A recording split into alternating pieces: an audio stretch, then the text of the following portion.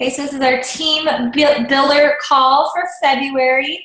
I played around back and forth if I wanted to do this weekly or not, and I love seeing your guys' faces, and I think that it helps us to see each other once a week. So we're going to keep it once a week at 8 p.m. EST.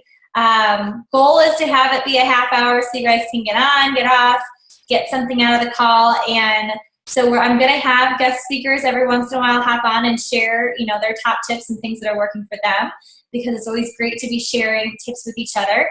And I just got to once again reinforce, I'm seeing the people who are hopping on. You guys are the ones showing up and you are rocking it. I know there was a couple that weren't able to make it on tonight that are still showing up.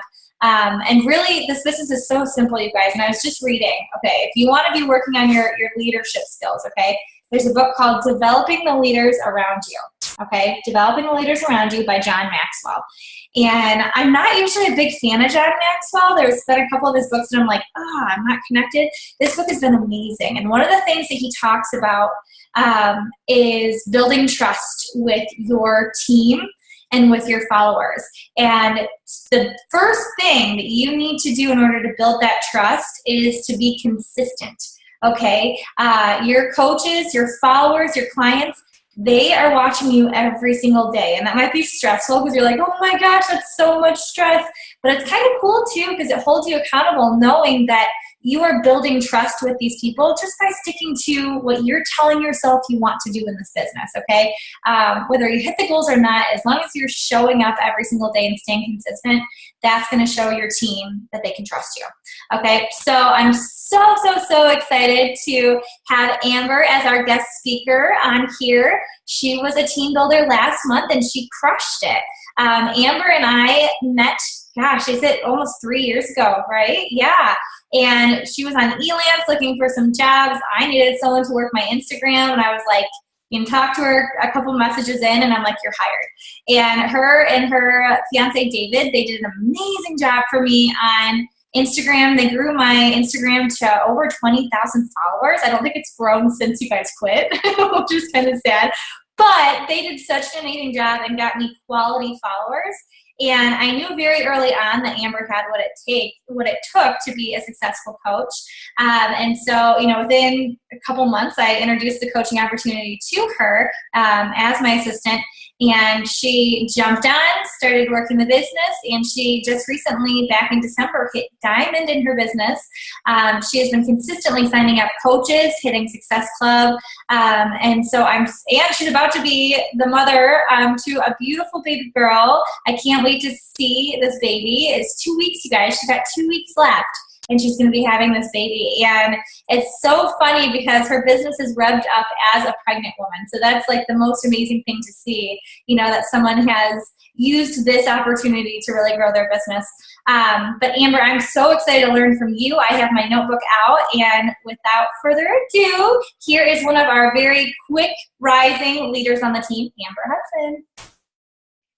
Hey guys, can everyone hear me? Okay, great. So if you have any questions, feel free to pop them in the comments. So the good thing is when I started on, Meg's Instagram, I really didn't know anything about Instagram. I honestly didn't use it at all. I had like 10 friends, I think. And, they were all people I knew from Facebook, and I didn't know anything. I think I'd posted like a couple meals out that I'd had, and that was it. So I didn't have a following. I didn't anything. I just saw Meg's posting and thought I could use this, and hit it off from there. So basically my point is that you don't have to know anything about Instagram to really pick up on it. I will still say that it's probably not my favorite. I prefer Facebook over Instagram any day. But if you follow some tips and really get in there and connect with people, it can be a very good source for finding quality people. So there's kind of two main ways that I think are good for using on Instagram. People use different ways, different methods. Neither one is right in my opinion. They both work. You'll see, I think Jen Richardson does the first way I'm going to talk about, and you'll see like Brittany Leggett does the second way. So there are top coaches doing both ways of this. So the number one way I'm going to describe is the business way, I call it. It's what you'll see like top companies like, I don't know, Coca-Cola or, you know, Target or any of those companies doing. And basically you don't follow people yourself. You post content and people find you. I personally have experimented with both of these ways. I play around with both. I'll explain at the end what I'm doing now. But the number one, the first way is the business way. You don't post, I mean, you don't follow people yourself. So you get other people to follow you. That keeps your following number low. So it looks like you're a professional, like you're a company. It looks a little bit more corporate. And then number two is kind of the personal way where you follow people yourself. You reach out to people, and I'll explain how I do that. And it may not make you look as professional, quote unquote, but it's a better way to get engagement back and connect with people. So as you can probably tell from what I'm saying, I do the number two way now. I do follow people myself. And I know a lot of people struggle with exactly how to find people on Instagram. I know that's a big struggle. I will tell you, my number one tip for that is do not find people on hashtags. If you do find people on hashtags, find unique hashtags. Do not go to hashtag fit girl, hashtag fitness, hashtag any of those. You're gonna wanna find something really unique. I also noticed Brittany Leggett does a really good job of posting unique hashtags for moms. Well, since she's a new mom, but really look for unique hashtags if you're going to find someone by a hashtag. My biggest tip for finding people, find a company, a few companies that are in your niche. For me, for instance, I have PCOS, polycystic ovarian syndrome. And so I go to PCOS AA. It's an organization that talks about PCOS a lot, and go to their followers. So find a few companies or groups of people that are in your niche and go to their Instagram profile and then go to their followers, so the people that are following those companies. And those are going to be people that are directly in your niche. They're already following someone that's in your niche on Instagram. So they're very likely to follow you back. That's my biggest tip for finding people. I got so frustrated with hashtags because you go to a hashtag and you're going to find a million other coaches or it works people or somebody that you don't necessarily want, to work with. So I know that can be a huge source of frustration on Instagram. So like I said, go to a company or a group that's in your niche and go to their followers. And you'll have this huge source of people that are in your niche. And I would not worry if they're private. I know there's kind of a lot of, but they're private. They don't want anybody following them. I found that if in your Instagram description on your profile, if you describe why you would be in their niche, they'll follow you back 9 times out of 10 because they want to connect with someone in their niche too. So for instance, on my profile, I say that I'm a PCOS conqueror. So when someone sees me try to follow them, they don't go, oh, how weird, I'm a private profile. They go, oh, she has PCOS too. She must have found me somehow. And I found there's a lot of good connections that way. Sometimes you'll follow people some way that way and you won't get a follow back. That happens every now and then. So what I do is I use Instagress.com for that. I don't use it for anything else other than unfollowing. There's an option on there for doing likes on other people's photos and comments. And it can get, if you use it the wrong way, it can get really spammy. You look like you're spamming people. And so I really only use it mainly to unfollow people. And so there's a setting on there.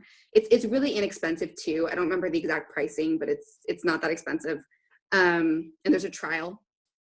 And so I just set it to unfollow those people who do not follow me back. There's an option for that. So you just click the little box and that way it only unfollows the people who didn't follow you back. And what that does is it makes you look professional because your following number is lower than your followers. You always want your followers to be higher than your following. Because think about it, if you're following 8,000 people, but you only have 100 people following you, you don't look like you're very, appealing. You want to look appealing at all times. So make sure that your Instagram profile says your niche and that you're following more people, or you're following less people than you have followers. And that's how Instagram can help with that. And like I said, it's not that expensive either. Let's see, sorry, I have notes. Something else I do a lot is I ask questions for engagement. This goes with Facebook too, of course. But Instagram, I found it's very easy to get a large amount of followers, but not have a lot of engagement. Just because people, I think, are on Instagram less. They don't scroll all the way down. I don't know, but I've noticed the engagement is lower on Instagram. So even me, sometimes I have like 8,000 followers and they're all PCOS people. They're almost all PCOS people. But sometimes I might only have, 20 likes on a photo. That happens sometimes. And sometimes I'll go back and delete it. Sometimes I won't. But really asking questions and getting people engaged is the best way to get people coming back to your profile too. As far as networking and reaching out to people through Instagram, I do two things. One, if I am posting a hook, I almost always ask for their email directly in the hook, because Instagram is funny and you can direct message people, and you can, there are other ways to reach out to them. You can, tag them, but Instagram is just the email is just the easiest way to get them transitioned over off of Instagram. The goal with Instagram is always to get people moved off of Instagram to either Facebook or email. So usually when I do a hook, I say, message me or comment below with your email. And that'll get people to drop their email. Then you just shoot them an email and it's easy. The other way is to direct message them. Instagram did something great. It used to not allow people to see their direct messages. It wouldn't notify them. And now it does. It does notify you when you have a direct message, and didn't used to do that. So when you direct message someone, it will pop up and they will see it. So that's a great way if they maybe don't feel comfortable leaving their email down below. You can message them through there and get their email. And I found people are much more comfortable with that. Just like Facebook's message feature, it's super easy. And then also, I don't remember which coach said this, but it was on a training call recently. And she talked about how she doesn't invite people on Instagram to challenge groups. And the reason for this is because Instagram has made it super easy for you to also be spammy, basically. So there's a lot of other companies, a lot of other people, a lot of other, even coaches, unfortunately, who will message people and automatically invite them to something they have to pay for. And so the much better way to build engagement on Instagram and just get people, quality people on Instagram over to your Facebook as well, invite them to free groups. And so I started doing this, I think, a couple months ago, and I'll just direct message people that I know would be interested in that group, whether it's a healthy recipe group or a PCOS group or whatever it is, and just explain it in the direct message and say, is that something you want to do? And it ends up a lot of quality conversations, bigger free groups, and ultimately more engagement on your Facebook as well, because you're dragging them over to Facebook for their free group. So that's basically, all I do on Instagram. As far as posts, make sure that they are quality, that you have value in them. You're not just posting, sweaty selfies with no value. Like, they need to have value in them, especially on Instagram. And one other thing I'll say about posts on Instagram is that Instagram is very aesthetic. It's very, very photo heavy. So if you don't have quality photos, you're not going to get the engagement that you're looking for. They have to be visually appealing. They don't have to necessarily always be bright, but they need to be all in your kind of have an image, So if you enjoy bright, colorful things, most of your posts should have bright, colorful things in them. If you're more into grays and whites and then you need to somehow make those photos visually appealing at least. And that is doable no matter what what colors and what schemes you're into. And ultimately, if you, want to improve your posts and see, if you need to work on your posts, there are so many companies on Instagram that do really great jobs of changing camera angles and changing lighting and taking things like photos from a different perspective. Just the other day, I was making portobello mushroom caps, and I took some spinach and put it around the mushrooms and took the photo from above. It looks different than taking a photo of the mushroom sitting on the counter, you know? So just be creative, and that's gonna pay off huge on Instagram, because Instagram's very, very, very photo heavy. You can, of course, hashtag your photos. I do recommend hashtagging your photos. Hashtag them something interesting. You know, for instance, with the portobello mushroom caps, I might do hashtag mushrooms or hashtag late night dinner, or, you know, don't just do hashtag fitness, hashtag beach body. Those are going to be so overplayed. So ultimately, hashtags are good, in my opinion, for other people finding you, but you probably won't find a lot of quality people that you want to work with by going to a hashtag, because other people using hashtags are trying to reach people too, because they're coaches or companies. So basically, just boiling it down, I do follow people, but I follow people by going to companies and finding them, or organizations or anything like that. I do hashtag, but I don't use hashtags to find people. I ask a lot of questions. I post visually engaging photos, and I, you know, just share your life basically. And I use Instagram to unfollow those who don't follow me back. It's really that simple. That's all I've done. And definitely lately I've had challengers come from Instagram, transition over to email, and then become coaches.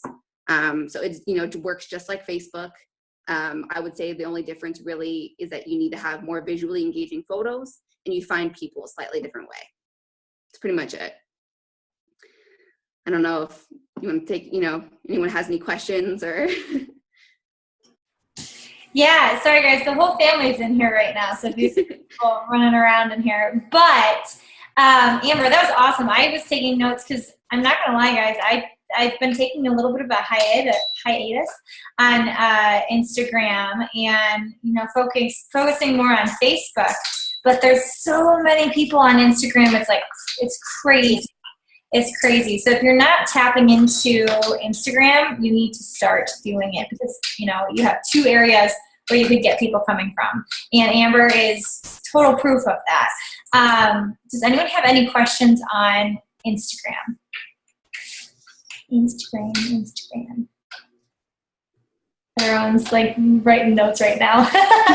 So Amber, okay, so off of what Amber said, guys, I'm going to give you guys a call to action, okay? And you can just comment below in the team builder group that I put up, like the post for Tuesday.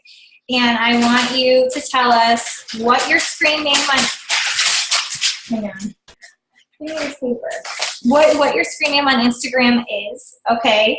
And from today on, okay, we want to know if you guys listen to, hi Kirk, if you guys listen to my video that I did on the new and improved Important Team Fit Addicted, I want you to also be talking about that one thing that I said to talk about on Instagram. Okay, so if you're talking about it on Facebook, you should be talking about it on Instagram. So if you go to Amber's Facebook, she's talking about PCOS, okay? And she's actually one person that really has tapped into that market.